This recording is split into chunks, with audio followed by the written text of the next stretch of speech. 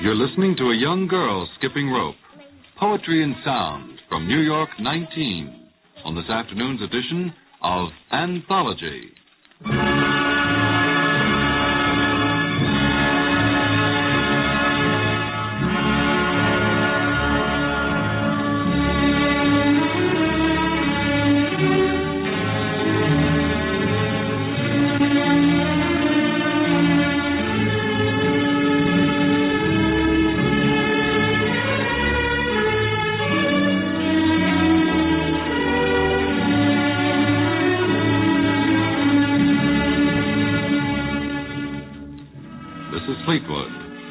Sunday, March 28th.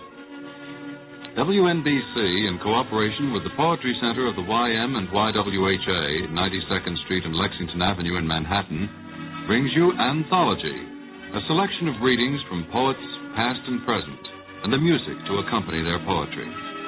Our guests this afternoon, Tony Schwartz and William Carlos Williams.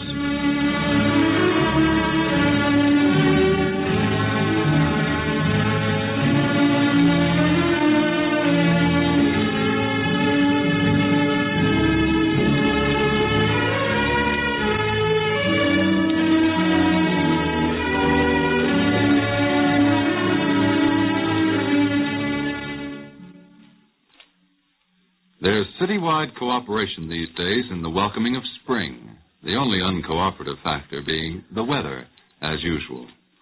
Just a casual stroll along Fifth Avenue will reveal some of the attractive harbingers of this very pleasant season. Store windows awash with gay, colorful bonnets for milady. The smart convertibles with their tops down, dancing through traffic. Young tulips with their heads up in the flower boxes at Radio City. A boy and girl turning into the park. For them, spring holds a very special magic. Concerning that magic, a few words of wisdom from A.E. Housman, a poem called When I Was One Spring, an old woman sitting in the sun on the steps of a brownstone, circus posters and gabardine suits, a perky poodle barks at the flowerman's horse, a child skipping rope on a quiet side street. And the mountain stands delayed, whose shift I do not know. All she wants is gold, the silver. All she wants is icing to jump in my car.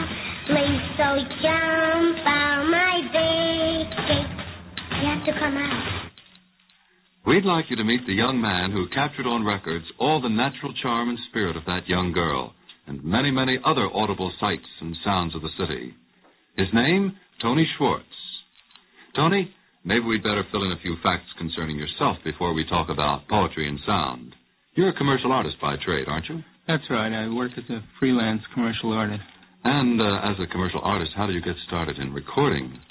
Well, I was leaving the office I worked in down on 44th Street one day, and I passed a record store that had a magnetic recorder in the window when they first came out, and I went in, listened to it, and bought it. You liked the looks first and then the sound, huh? Well, where did you get the idea for your first album, which I believe is called 1, 2, 3 and a Zing, Zing, Zing?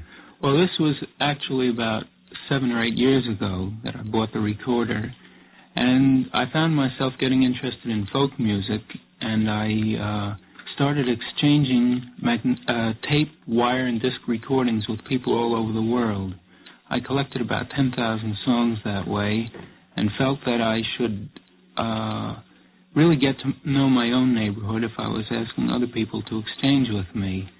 And I took the postal zone I lived in, which was New York 19, and in working on that project of recording the folklore of my neighborhood, I spent a lot of time on the children's games. Mm-hmm. And here's one of the items on on Zing, Zing, Zing, which is a little girl bouncing ball. I'm a little pale girl dressed in blue. Here are the orders that I must do. Salute to the captain, bow to the queen, and turn my back to the submarine. Well, this actually came out of New York 19, the project I was working on. And in this new record that I have coming out, called New York 19, I found that much of the folklore fell into the realm of poetry, and the classical definition of poetry is that poetry is the art of rhythmical composition, written or spoken. And I felt that much of the material on the record falls in this realm. For instance, the art of selling produces a lot of natural poetry, and this section I have here has a theater barker, a nightclub barker, a theater program seller, some newspaper vendors, a flower vendor that came by with a horse and wagon, an auctioneer. And actually, while I was recording the auctioneer, he was a little slow in getting started, and the wind on my portable equipment ran out. And I had to walk out, and when I came back in, you can notice him saying he doesn't want me to go out, and am I sure my car isn't double parked, and so forth. He said, plus when I went out, I took 6 people with me. And then there's an insurance salesman and a gadget salesman, a guy who was selling a little gadget that sharpens knives and a glass cutter, and then ending with a pen salesman.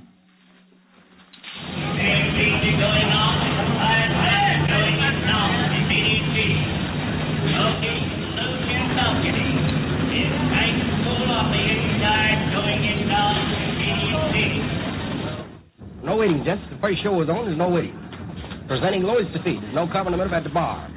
That's right. You can buy a drink at the bar and see the complete show. 90 minutes of entertainment. Presenting Lloyd's Defeat, an all-girl show.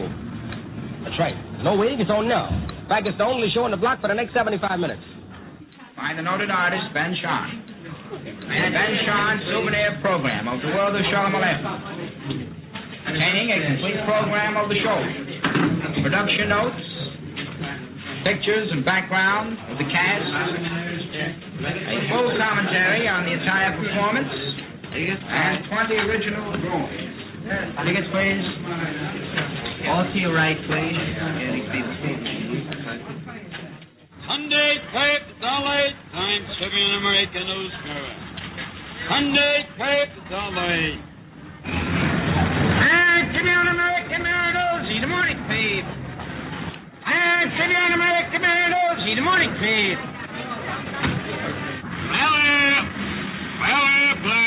Flower plants. But we're going to get started with some of the household merchandise. There's a toaster that sells for $24.95. We'll take $1 here. And then there's a little traveling alarm clock with a jewel movement for aluminum pans and dial, $1 for that one. And, of course, we have the cameras, expensive cameras going into the bidding. This one here is very simple to operate, and we'll take a low offer for that one. And, of course, there's carving sets and steak knives. Now, just let me talk. Let me do the talking from now on. You're not going to run in and out, are you? All right, stay right. You're not double talked in the chance? All right. Okay, because when you went out, you took 6 people with you before. I've got to get an audience. Here we have a little iron. This happens to be a traveler. In fact, it's called a little traveler. And the cord is sells for about $1, $1.25. Now, as soon as we get a little audience, folks, I'll come back with a second bid. 1 bid don't buy, it takes 2 bids or more. It constitutes a sale. Look, mister, why give me 50 cents a week? It's 52 cents a week. I can give you the same policy if you buy it by the month for $2. You're going to give me $2.08 a month when I can get you the same policy for $2. You pay me by the month anyway, weekly policies. You draw it up off that wheel, first on one side. You turn the blade around. That'll put your scissors as smooth and sharp as they left the factory. And a glass cutter, watch me cut the glass. Now, you don't have to be afraid of glass, ladies and gentlemen, just because it is glass. You see, you slide a door, close a window, accidentally you break a piece of glass. That'll cut 1,600 yards of glass.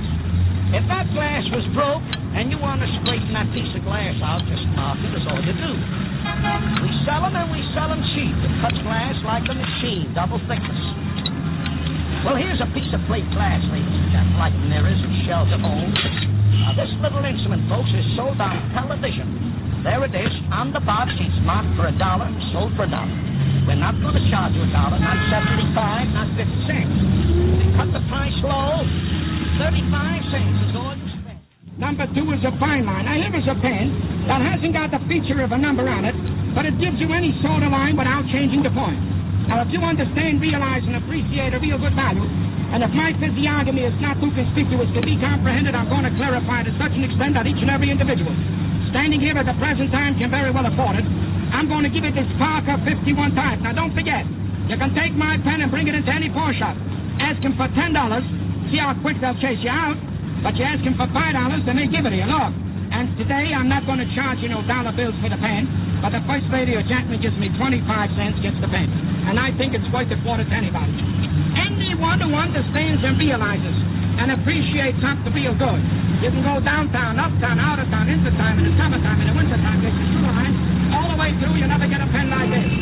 By golly, that was a heavy quarter, that was. Everybody gets the same chance. Here's another one like the last one. Look, not to discriminate, to make fish of one and flesh of another, believe you me, as long as you live, and may you live as long as you wish, and don't forget all the money that you spend with me goes to a good cause, because my wife wants money, the butcher, the baker, everybody wants money. Look at this, you can write Yiddish, you can write English, you can print, you can sketch with this very same pen. Can you show me another pen? Regardless how much you may spend for it, will give you this service and satisfaction. Poetry and Sound by Tony Schwartz.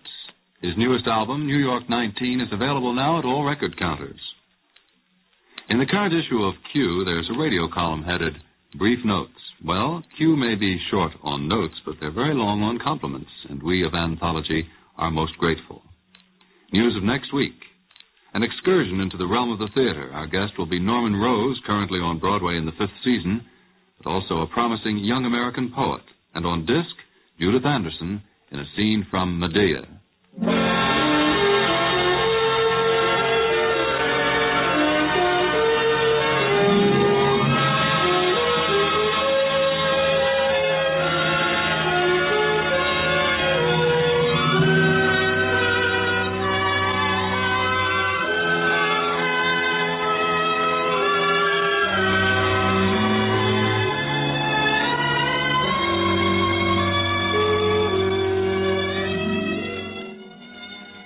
We're delighted to have as our second guest this afternoon the distinguished author and poet, Dr. William Carlos Williams.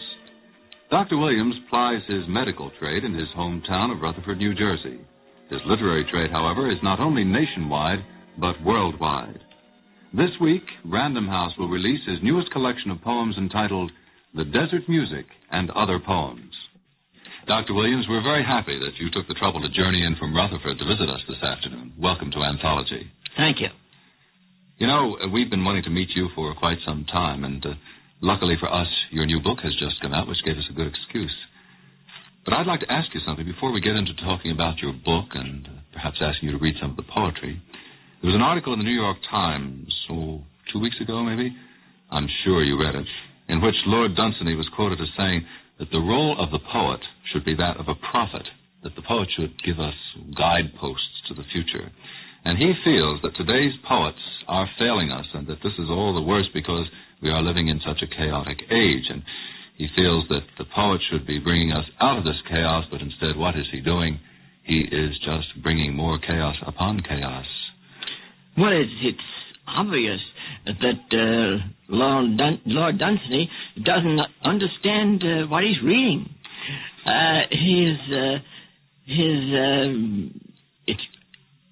The writing nowadays is very much more complex than when he was an active poet. And the ideas are more complex, too, and the world is more complex. But besides, for myself, he's an Englishman who does not speak the same language that I do at all. And I can ask him to adapt himself to the language which I speak. Nevertheless, it is very, very obvious to me that writers in the past, who were supposed to be intelligible, when they were most didactic, they were least poets. Poems have always been difficult to understand because they're imaginative and they speak a language not the language of every day, but a symbolic language that is many times means exactly the opposite from what is stated. It is clear. It is clear if you get used to the language, but it is more for the pleasure, the sensory pleasure of reading the language which poems first come to us. In other words, you think that the word chaos is the wrong word there, that what he's thinking of is complexity rather than chaos. Unless you're speaking of some very, very modern poems from the young who attempt to present a world which is chaotic, and therefore they perfectly clearly want to give the impression of chaos itself when they were writing. And that is not a bad idea in a poet. Well, your new book, Dr. Williams, which just came out on Thursday, The Desert Music and Other Poems, this is what? How many other books have you had prior to this? Well, I've never counted them, but the list inside the cover says that there are more than 20 books. Not all poems, and not all books of poetry, but at least 20 books. That's not too much for 45 years of writing. Well, I think it's quite a record when you consider, too, that those 45 years have been filled with practicing medicine. Yes, and filled, too. Well, Dr. Williams, I'd like, if you would be so kind, as to read some of your poems for us this afternoon from this new selection. I'll be very glad to attempt to. Well, I'm just going to turn the microphone over to you now, and you just read on, will you? Well, thank you. And we'll listen. All right. I'll do the best I can. I'm, at the present time, not in a position to read easily. The first of them is the first one in the collection. The Descent. The descent beckons as the ascent beckoned. Memory is a kind of accomplishment, a sort of renewal, even an initiation, since the space that opens are new places inhabited by hordes of new, heretofore unrealized, of new kinds, since their movements are toward new objectives, even though formerly they were abandoned. No defeat is made up entirely a defeat. Since the world it opens is always a new place, formerly unsuspected. A world lost, a world unsuspected, beckons to new places, and no whiteness lost is so white as the memory of whiteness. With evening, love wakens, though its shadows, which are alive by reason of the sun shining, grow sleepy now and drop away from desire. Love without shadows begins to awaken as night advances. The descent, made up of despairs and without accomplishment, realizes a new awakening, which is a reversal of despair. For what we cannot accomplish, what is denied to love, what if we have lost in the anticipation, a descent follows, endless and indestructible. The second poem is The Host.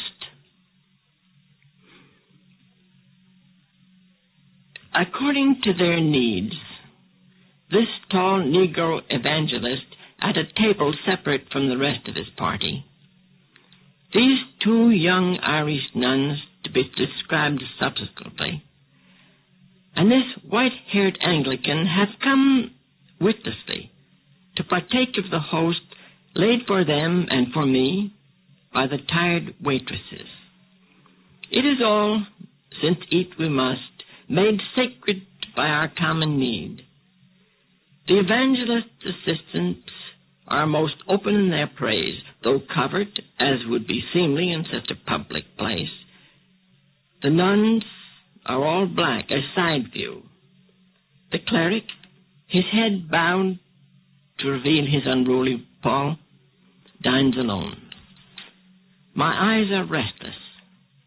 The evangelists eat well, fried oysters and what not, at this railway restaurant.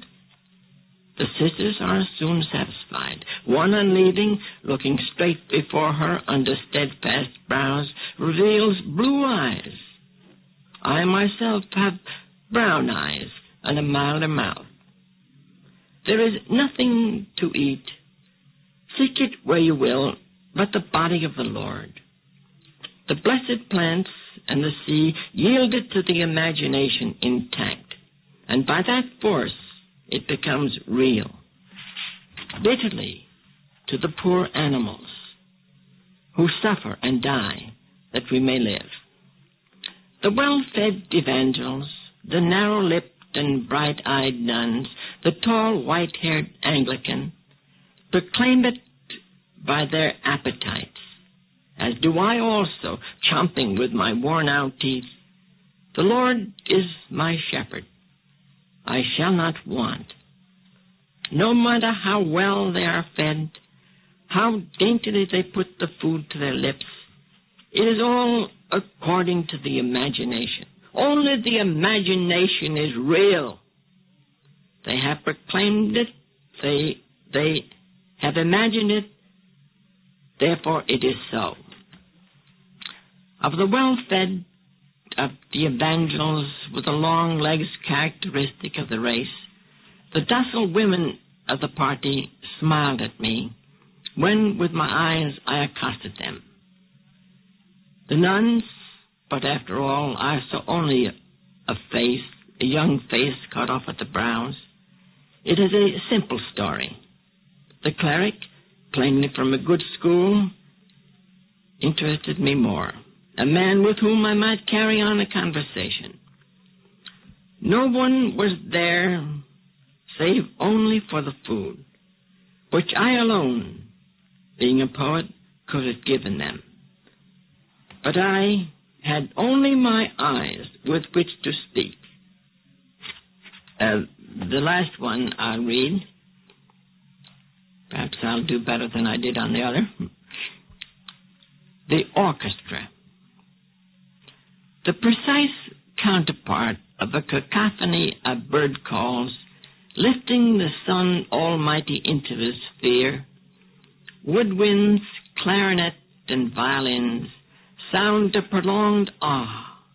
Ah, the sun is about to rise and shed his beams as he has always done upon us all, drudges and those who live at ease, women and men, upon the old, upon children and the sick who are about to die, and are indeed dead in their beds, to whom his light is forever lost.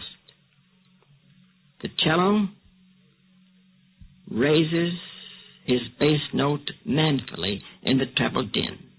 Ah, ah, and ah, together, unattuned, seeking a common tone. Love is that common tone, shall raise his fiery head and sound his note.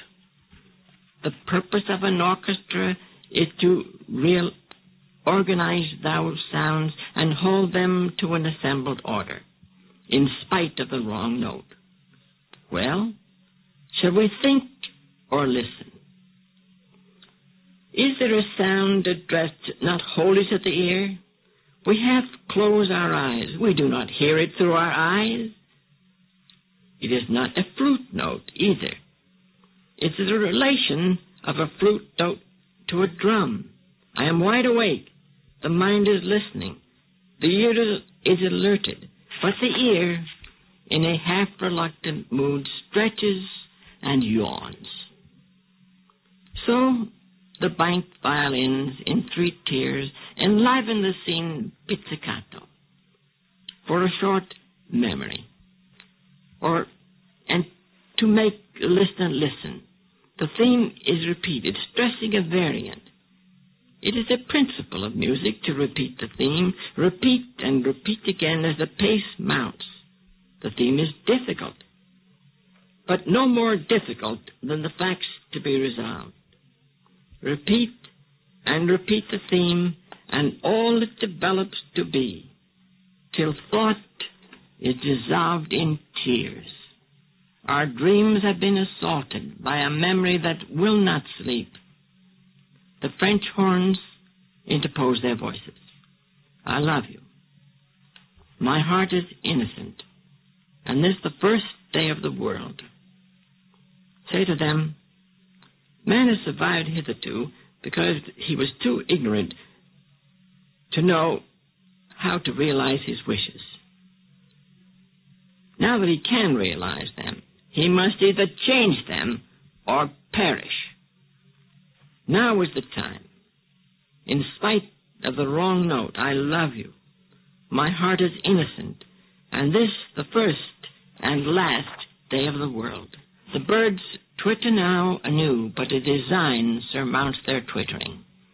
It is a design of a man that makes them twitter. It is a design. Thank you very much, Dr. Williams. It was wonderful meeting you this afternoon.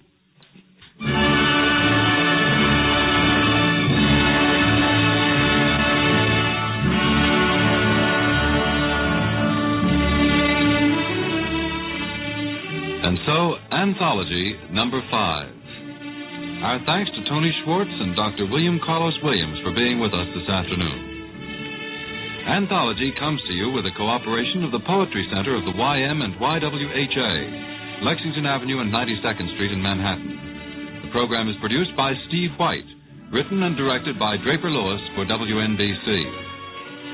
Until next Sunday at 3, when we'll meet Norman Rose and listen to a scene from Medea starring Judith Anderson, this is Fleetwood saying goodbye and good reading.